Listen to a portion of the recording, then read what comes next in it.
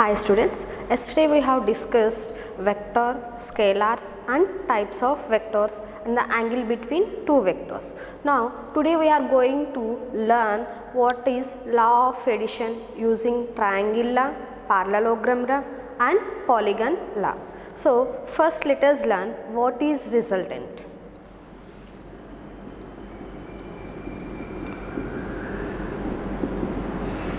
Resultant is a vector, it is a single vector which gives total effect of number of vectors. So resultant is a single vector which gives the total effect of number of vectors. So such vector is known as resultant vector, and this resultant can be found out by using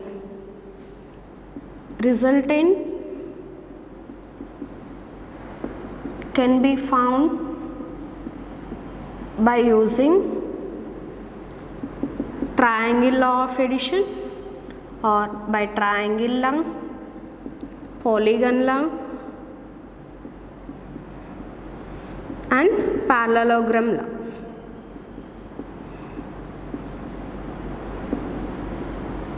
So resultant can be found by either using triangle law, polygon law and parallelogram law. So first let us discuss the triangle law of addition.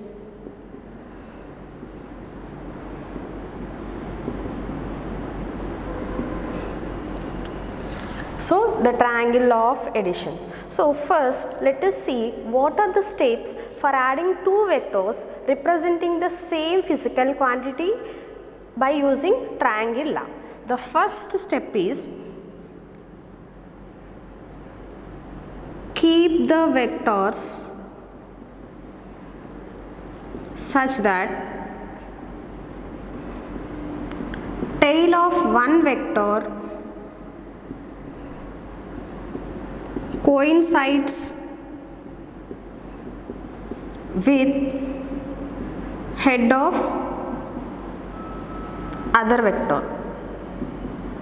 So the first step involves that keep the vectors such that tail of one vector coincides with the head of other vector, and the second step is join the tail of first vector to head of other by a line with an arrow at the end of second vector. So what is the second step means? After placing the tail of one vector by coinciding with the head of other vector, now join the tail of first vector to head of other vector by a line with an arrow at the head of second vector. This is the second step. And the third step is we get a new vector. The new vector is known as resultant vector, which is nothing but sum of the two vectors. So after joining by a line, we get a new vector. That new vector is known as resultant, which is nothing but the sum of two vectors. So let us see graphically how do we denote the triangle law of addition. So let us see the graphical representation.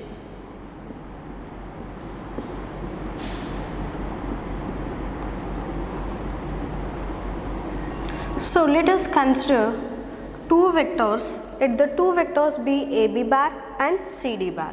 A vector AB bar and another vector CD bar. So as we have considered two vectors, so how to write the triangle law of addition using these two vectors means, So bring the tail of CD bar vector to the head of AB bar vector and let it coincide with the head of AB bar vector. So this is AB bar vector. Bring the tail of CD bar vector nearer to head of AB bar vector. Now draw a line from the tail of AB bar vector to the head of CD bar vector. Draw a line from tail of AB bar vector to the head of CD bar vector and represent with an arrow at the head of CD bar vector. So this line gives us a new vector which is known as resultant vector R bar, or also we can say that AD bar. So resultant vector R bar equal to AD bar equal to resultant in triangle of addition is nothing but sum of the two vectors. Here the two vectors are AB bar and CD bar. So AD bar equal to AB bar plus CD bar. This is the resultant vector by using triangle of addition. So R bar is equal to AB bar plus CD bar. So we can write the resultant vector as sum of the two vectors AB bar plus CD bar. So let us see what is the statement of triangle of addition.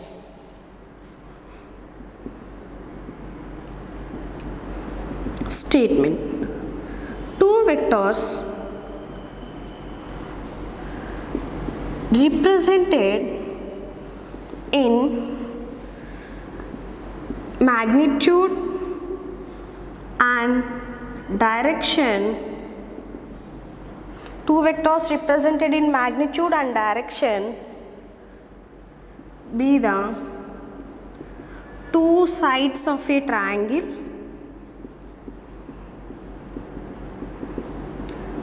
taken in same order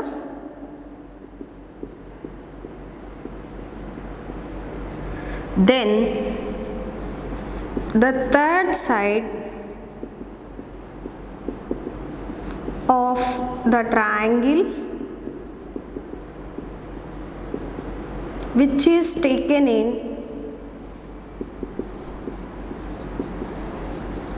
opposite order represents both magnitude and direction.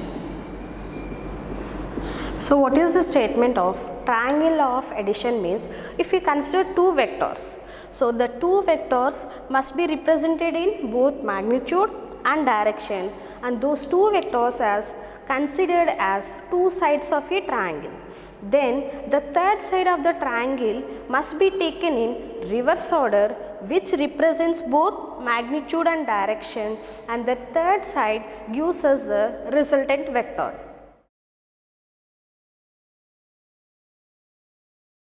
So let us consider two vectors A bar and B bar which are represented by straight lines PQ and QR. So this is PQ, a vector A bar, and QR is vector B bar. Now these are forming the two sides of a triangle. Now the third side of the triangle will be found by joining the tail of A bar vector to head of B bar vector. So if you observe, the resultant is taken in reverse order. So the third side of the triangle must be considered in reverse order which represents both in magnitude and direction. Hence let this be a vector C bar. So we can write C bar is equal to A bar plus B bar. So we can represent C bar vector, that is resultant vector, as sum of vectors A bar and B bar. So this is regarding triangle law of addition. Now let us see triangle law of forces.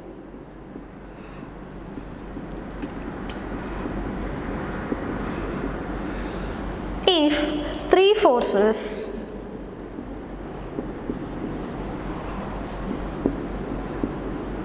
acting on a body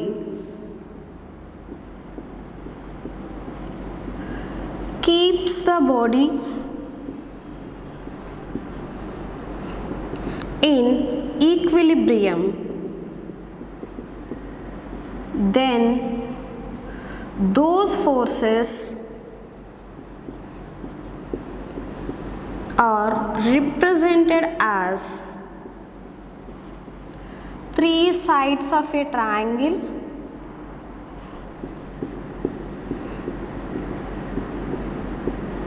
taken in same order.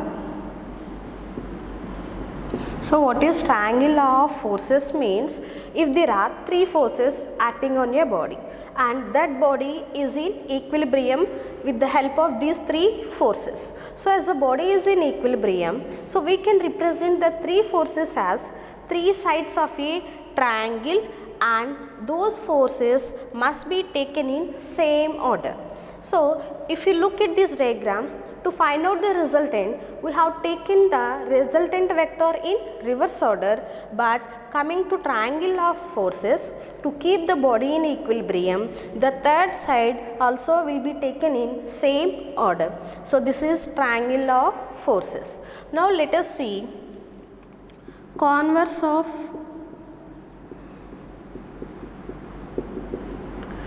triangle of forces. So what is converse of triangle of forces, and we can also call this converse of triangle of forces as law of equilibrium. Law of equilibrium of forces. So what is the statement of law of equilibrium of forces means, if three forces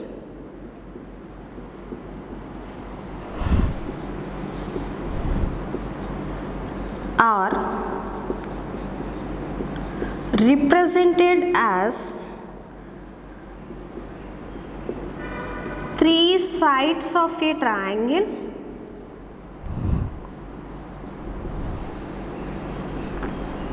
in same order, then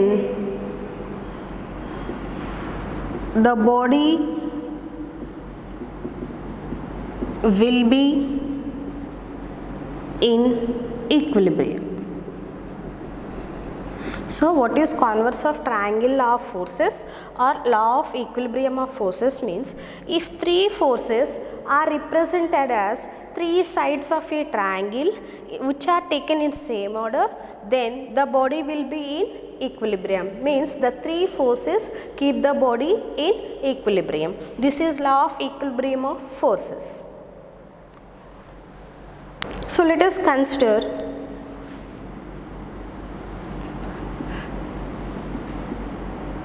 three sides of a triangle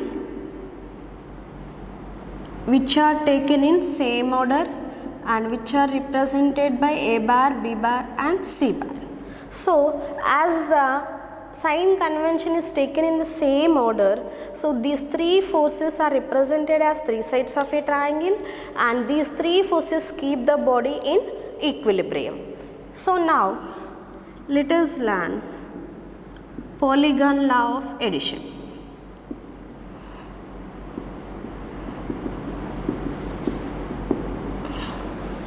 So this law is used to add number of vectors. So polygon law is used to add vectors more than 2 or number of vectors, and this law is an extension of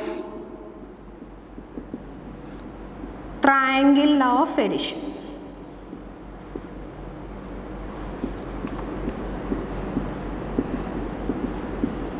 So polygon law of addition is an extension of triangle law of addition. So what we do in polygon law of addition means we keep on arranging the vectors such that we keep on arranging the vectors such that tail of first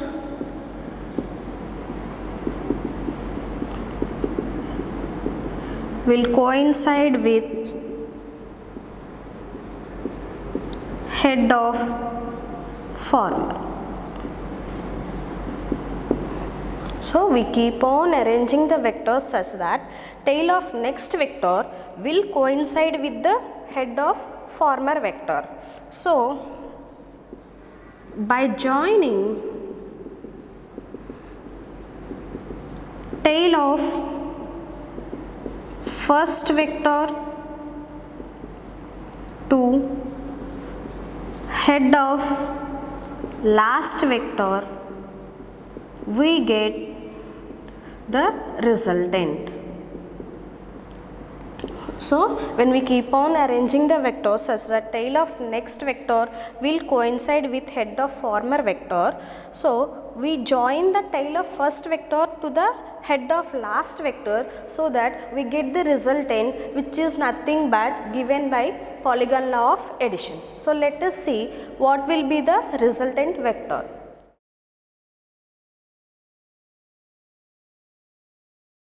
So let us see the graphical representation.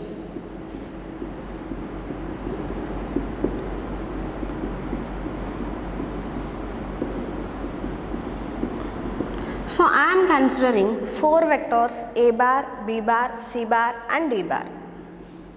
A vector A bar and B bar vector, and another vector is C bar, and the fourth vector is D bar. So I am taking 4 different vectors A bar, B bar, C bar and D bar. So now how to form a polygon means, so I have taken a vector A bar and now I am bringing the tail of B bar vector to coincide with the head of A bar vector.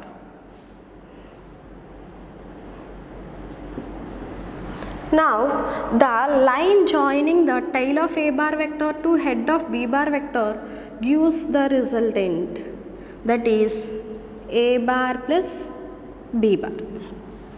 Now I am coinciding the tail of C bar vector to head of B bar vector, so it becomes C bar. Now the resultant is given by joining the tail of A bar vector to head of C bar vector. Hence the resultant is A bar plus B bar plus C bar. Now I am considering another vector D bar.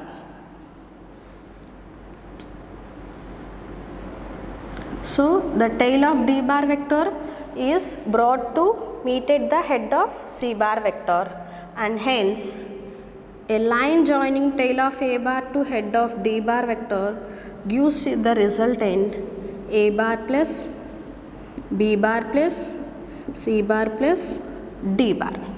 So this is the way how do we represent the resultant using polygon law of addition.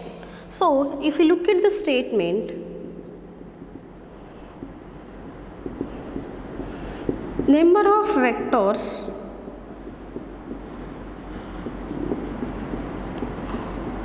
represented in magnitude and direction as sides of a polygon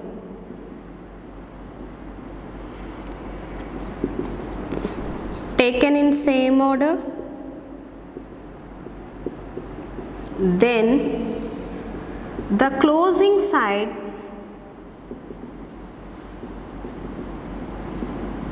of polygon which is taken in reverse order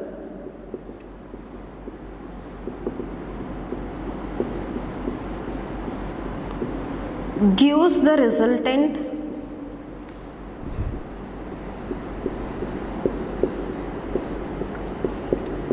in magnitude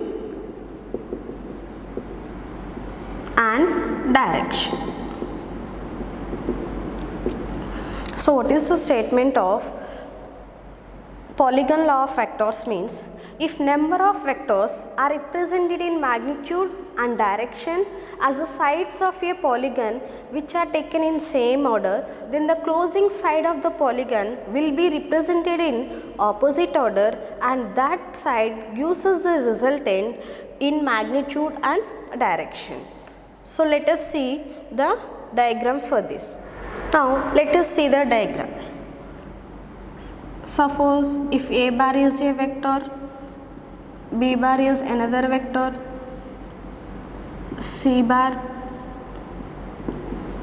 D bar. Now the closing side of the polygon is taken in reverse order, hence this gives us the resultant R bar. So we can write R bar is equal to A bar plus B bar plus C bar plus D bar. Suppose if we take the closing side of the polygon in the same order, then we get A bar, B bar, C bar, D bar, and this is the closing side which is taken in same order. Then we get A bar plus B bar plus C bar plus D bar plus, let this be E bar, equal to 0 bar.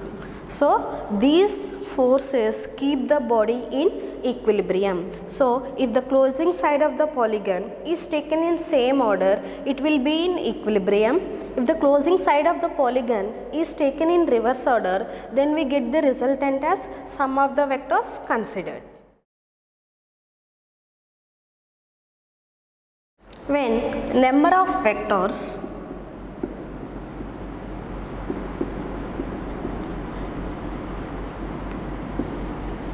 acting simultaneously at a point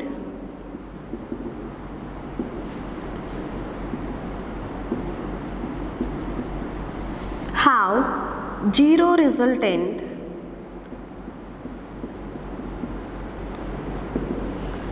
then those vectors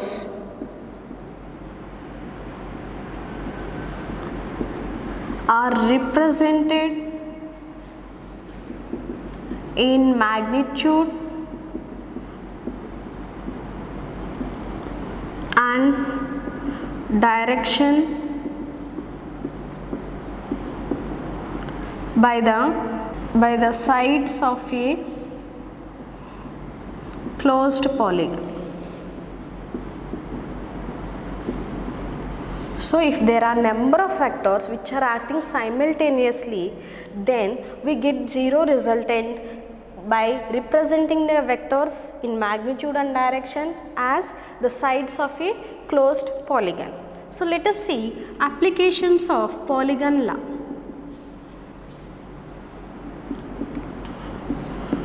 Applications of polygon law. Suppose if there are n forces acting, if n forces act such that each force makes an angle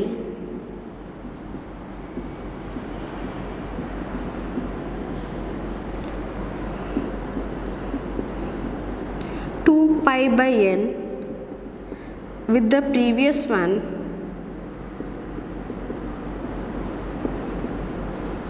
if n forces are acting such that each force makes an angle 2 pi by n with the previous one, then the resultant is 0, which are represented by closed polygon sides. If each force magnitude is F and it makes an angle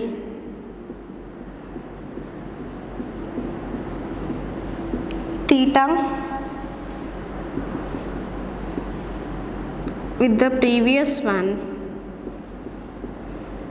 then resultant will be 0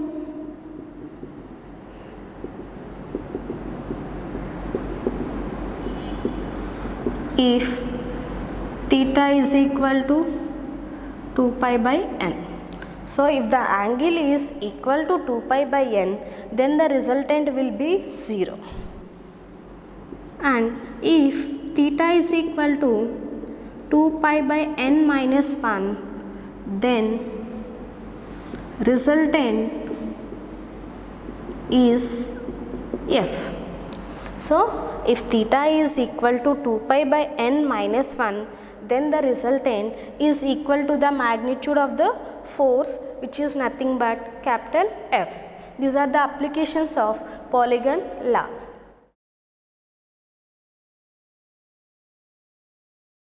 Next, let us see parallelogram law of addition.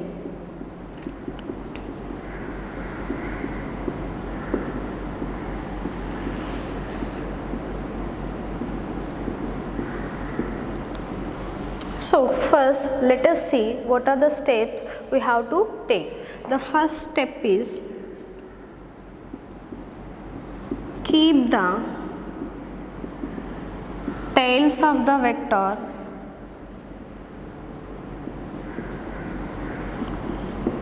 coinciding at a point.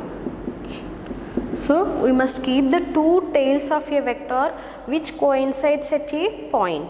And next step is draw a parallel vectors to the two vectors taken such that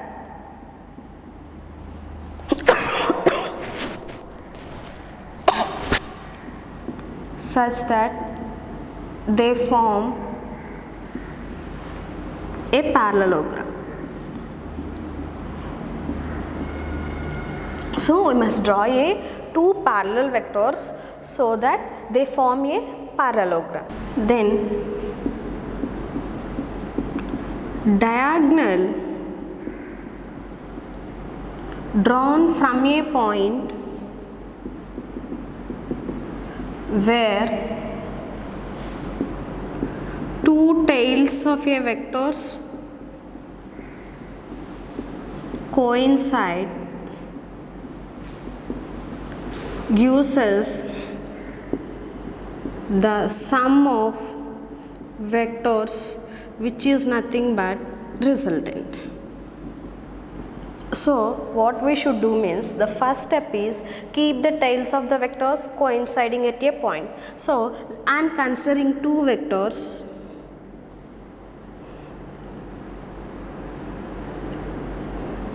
So let this be AB bar and this be CD bar. So these two vectors, what we should do means, we should place the CD bar such that the tail of CD bar coincide with the tail of AB bar. So AB bar and this is CD bar. So as the tails coincide, now the second step is draw a parallel vectors to these vectors. So the parallel vector for AB bar vector is, and draw the parallel vector for CD bar vector. So if you look at the figure, we observe that a parallelogram is formed, which is nothing but second step. So what is third step? The diagonal drawn from a point where two tails of vectors coincide. So the two tails of vectors has coincided at this point. So from this point I am drawing a diagonal to the parallelogram which gives us the sum of two vectors that sum of two vectors is nothing but resultant. So the diagonal gives us the resultant of a parallelogram in both magnitude and direction. So let us see what will be the statement of parallelogram law of addition. So let us see the statement.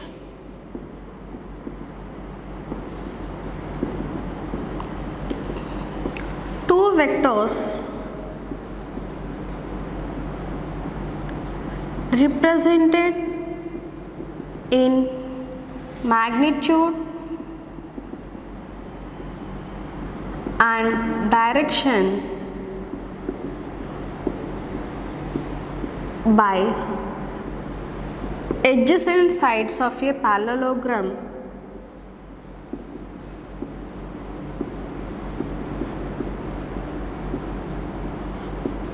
drawn from a point. So if we consider two vectors both in magnitude and direction, and we are representing the two vectors as adjacent sides of a parallelogram which are drawn from a point, then the diagonal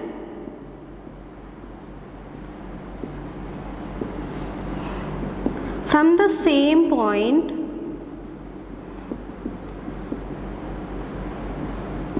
represents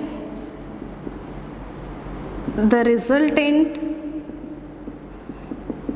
in magnitude and direction. So if you draw a parallelogram, then the diagonal which is passing from the same point represents the resultant in magnitude and direction. So suppose if we see the diagram, let this be PQ and this is PR. So on forming a parallelogram, let the magnitude be A bar and this magnitude be B bar. So as this is parallel vector to B bar, the magnitude of this vector is also B bar and this vector is parallel to this. So let this magnitude also be A bar. So now this is parallelogram. The diagonal passing from a point gives us the resultant. So this resultant R bar can be written as A bar plus B bar. So if we observe in triangle PQ and S, the resultant R bar can be written as sum of two sides of a triangle, that is A bar plus B bar. So R bar equal to A bar plus B bar. Suppose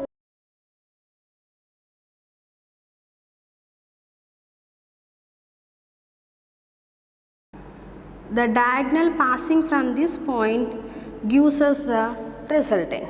Suppose this resultant be denoted by capital M. So now we can give M bar as, if you see the triangle P, R and Q, P, R and R, Q are the two sides of a triangle which are taken in same order, and PQ is the closing side of the triangle which is taken in opposite order. So we can write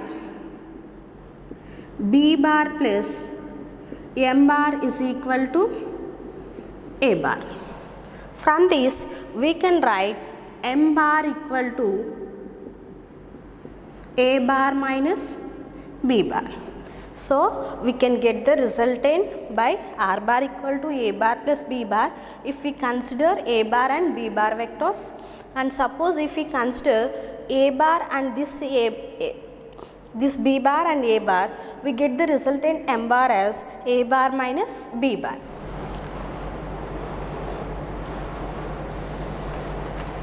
Now let us derive the expression for magnitude of resultant vector.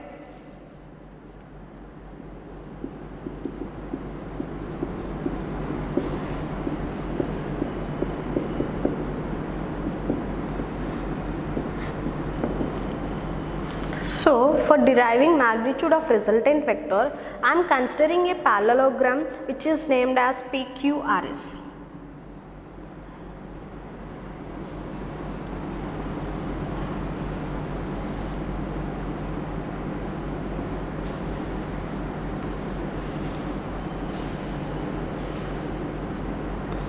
So this is a parallelogram PQRS where A bar and B bar be the adjacent sides of a parallelogram. So now the resultant will be the diagonal passing from point P to S. So this is represented by R bar. So the angle between A bar and B bar is theta. So the two vectors A bar and B bar are inclined to an angle theta. Now let the resultant make an angle alpha with vector A bar. Let the resultant make an angle alpha with A bar vector. Now let us see, if we consider extend PQ vector and draw a normal from S so that these two lines meet at a point which is known as T. Extend PQ vector and draw a normal from S such that two lines meet at a point, that point is known as T, and the angle here is 90 degrees. Now in triangle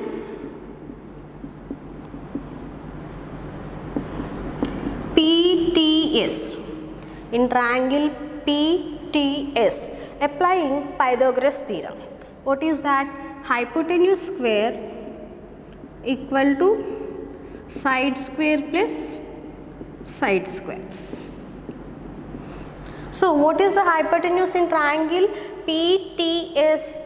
PS is the hypotenuse. So PS square equal to, one side is PT. So PT square plus another side is ST. So ST square. Now we can write PT as sum of PQ plus QT. So PS square equal to PQ plus QT whole square plus ST square.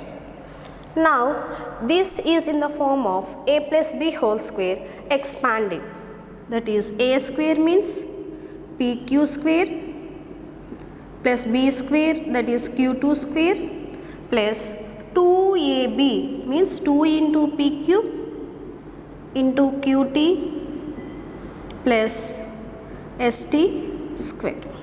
So PS square can be written as PQ square plus QT square plus 2PQ into QT plus ST square. So already we know what is the magnitude of PQ, that is A bar. So A square plus, so what is the length of QT? We don't know, let it be QT square plus 2A into QT plus ST square. So let us find out the length of QT and ST now. So the length of QS is B bar. So now consider triangle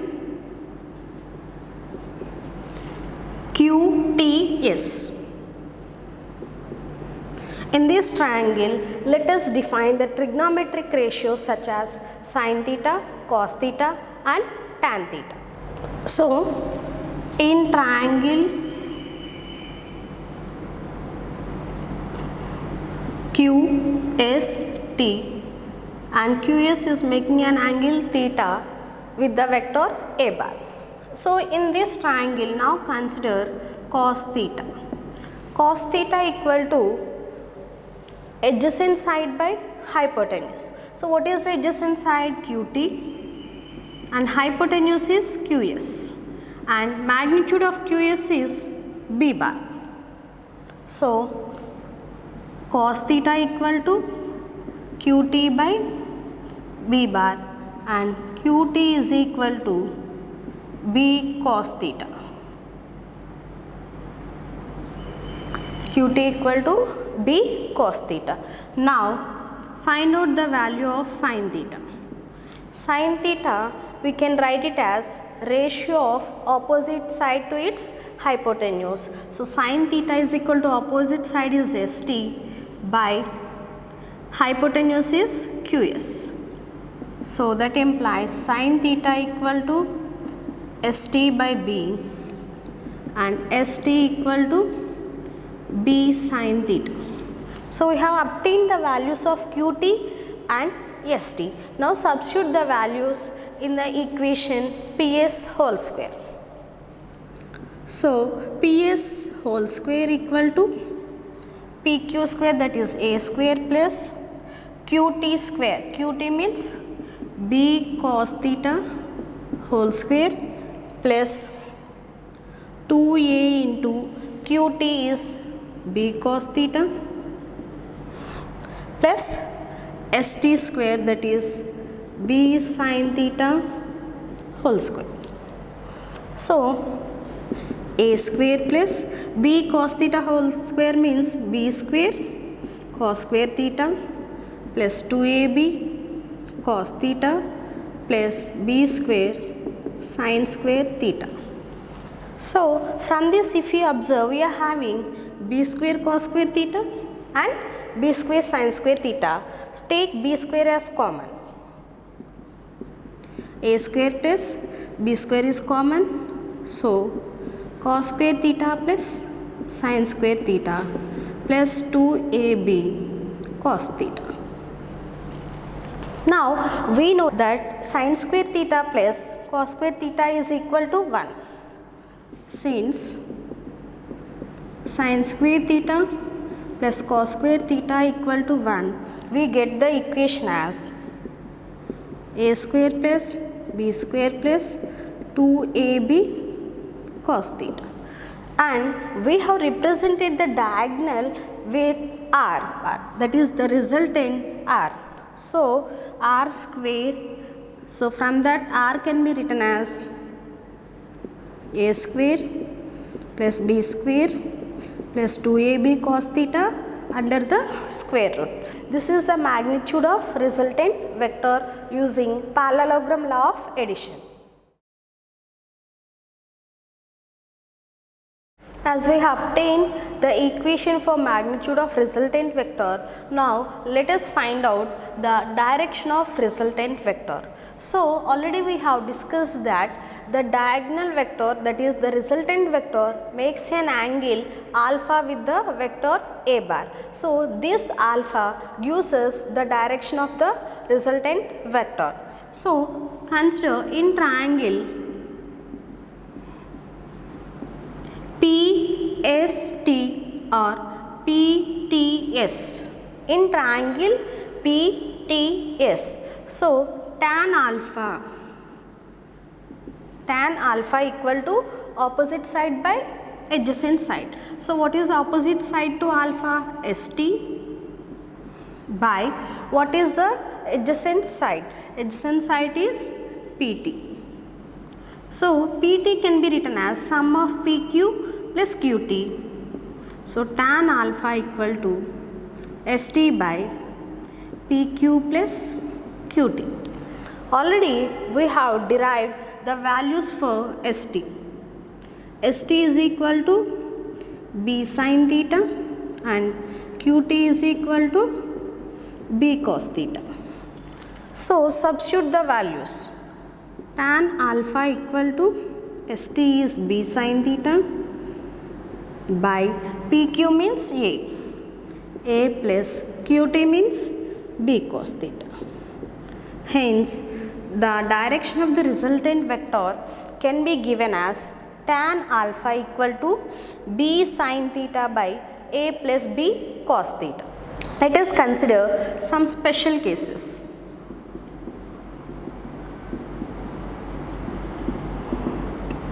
If two vectors are parallel to each other, then the angle between two vectors is 0 degrees.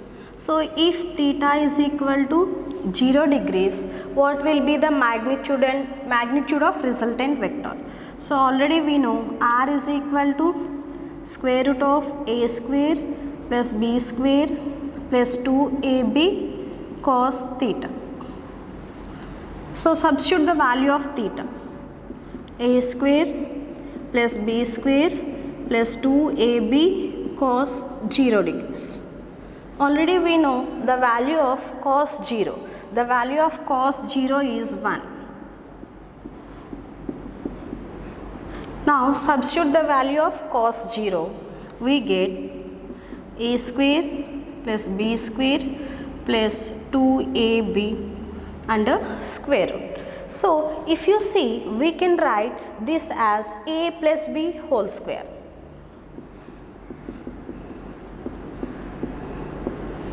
And square root gets cancelled and we get a plus b. Therefore, the magnitude of resultant vector is equal to sum of individual vectors.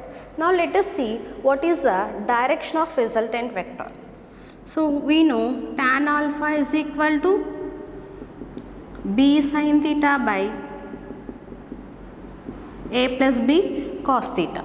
Now substitute value of theta as 0. So b into sin 0 degrees by a plus b into cos 0 degrees. So sin 0 is 0. So as sin 0 is 0, 0 by anything gives us 0.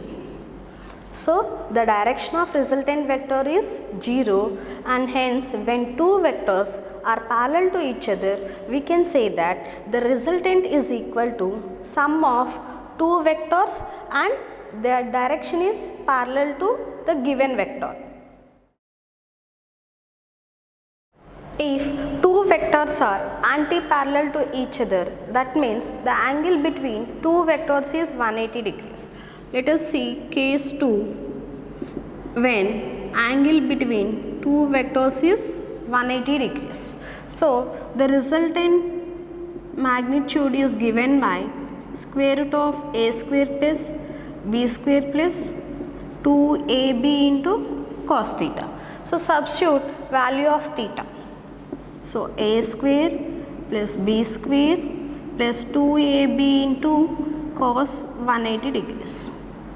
So the value of cos 180 is minus 1.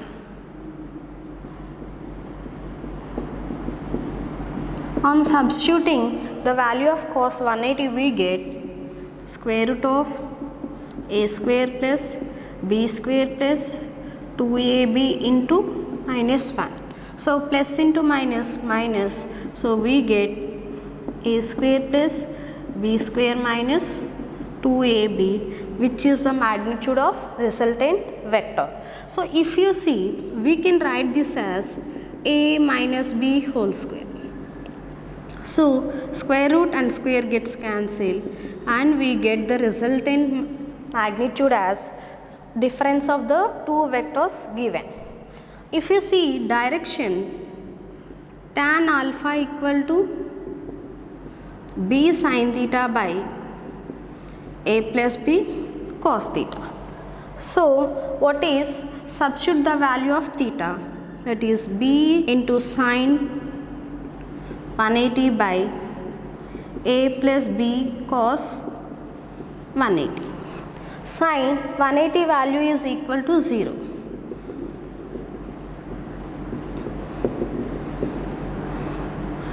Hence we get the direction as 0. 0 by anything gives you 0, hence tan alpha is equal to 0. So when two vectors are parallel to each other, the magnitude of their resultant is given by difference of the vectors if two vectors are perpendicular to each other.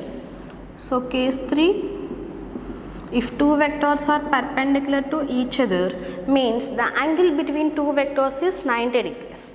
So magnitude of resultant r is equal to a square plus b square plus 2ab cos theta. So substitute the value of 90 in place of theta. A square plus b square plus 2ab into cos 90. So we know cos 90 value is 0. Since cos 90 equal to 0, on substituting we get a square plus b square. So the magnitude of resultant vector is given by square root of a square plus b square. Let us see the direction. So direction, tan alpha equal to b sin theta by a plus b cos theta. Substitute in place of theta as 90 degrees. So tan alpha equal to b into sin 90 by a plus b into cos 90 degrees. So we know sin 90 value is 1 and cos 90 value equal to 0. Now substitute the values.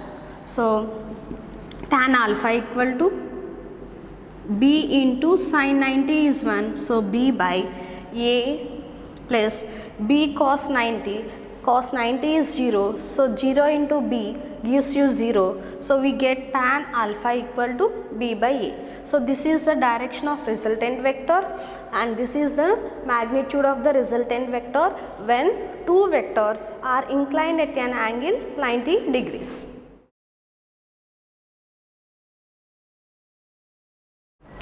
Let us see what is resultant, what is the maximum resultant value. So R max can be given as sum of two vectors, that is a plus b. So R max equal to a bar plus b bar, or R max is given by sum of vectors a plus b, and R min can be given as a minus b, which is nothing but the difference of the two vectors. So R max is given by a plus b and R min is given by a minus b. R max means the maximum value of the resultant vector. R min means the least value of resultant vector. Hence, the resultant cannot be more than the maximum value and it cannot be less than the least value. So resultant cannot be more than maximum value and less than least value. Hence we can write R min is less than or equal to R, less than or equal to R max. So the value of resultant lies in between R min and R max. Now the resultant lies in a plane containing two vectors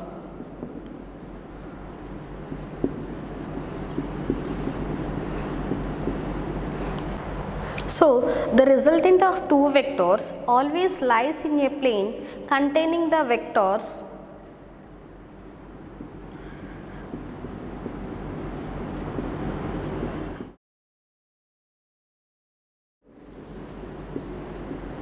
larger magnitude. So resultant of two vectors always lies in a plane containing the vectors, and that resultant always lies closer to a larger magnitude vector. So let us see one problem. So the problem given is forces of magnitudes 6 Newton and 4 Newton are acting on a body. So we are having two forces, the magnitudes are 6 Newton and 4 Newton. So which of the following can be resultant of the two? So the resultant can be in between R max and in R min. So let us find the value of R max, that is F resultant max, can be given as sum of the two magnitudes of vectors, that is 6 plus 4, which gives you 10 newtons. And let us find F resultant minimum value, which is given by difference of magnitudes of two vectors, that is 6 minus 4, we get 2 newtons. So the R max is 10 and R min is 2 newtons. So which of the following can be resultant means, from the given options, as we are having 11 newtons first option, 11 is greater than 10 newton. So A option cannot be the resultant. Next, if you consider option B, the answer is 2 newtons. So it lies between 2 newtons. So the option B can be correct. We can write 2 less than or equal to R less than or equal. So the resultant lies between 2 and 6, and it may also be equal to 2. So the third option, if we consider, it is 10 newtons. So 10 newtons we can have the value. So the option C is correct. If you see the option D, 1 newton, which we cannot have as resultant, so option D is wrong. And option E, so E is 8 newtons. So 8 newtons lies between 2 newtons and 10 newtons, hence it can be the resultant. So option E can also be correct. And if you consider F, 0 newtons. So as we are not having 0 newtons between 2 newton and 10 newton, we cannot have 0 newton as resultant. And G, 7 newtons. 7 newton lies between 2 and 10, hence it can be the resultant of the given forces. So from these, the options can be are B, C and G. So these options can be correct as the values lies between 2 newton and 10 newton, hence they can be the resultant of two forces 6 newton and 4 newton.